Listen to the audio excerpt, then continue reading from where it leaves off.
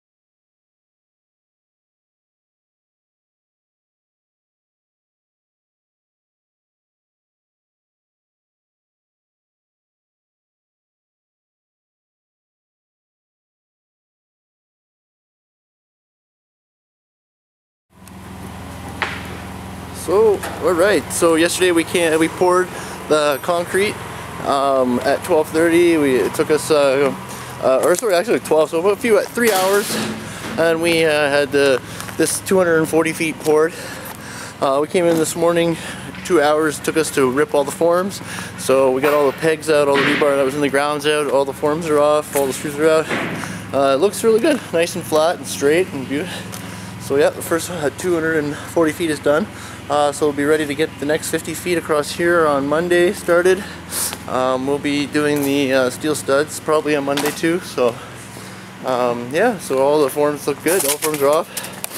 Everything looks really nice and straight. So you can see it's still not quite dry, but it was strong enough to take the forms off.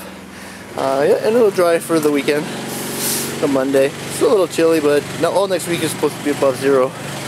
So yeah, you can see how we got inside there. It looks really good. When I take that cladding off on the exterior, we'll be able to take the outside plywood off.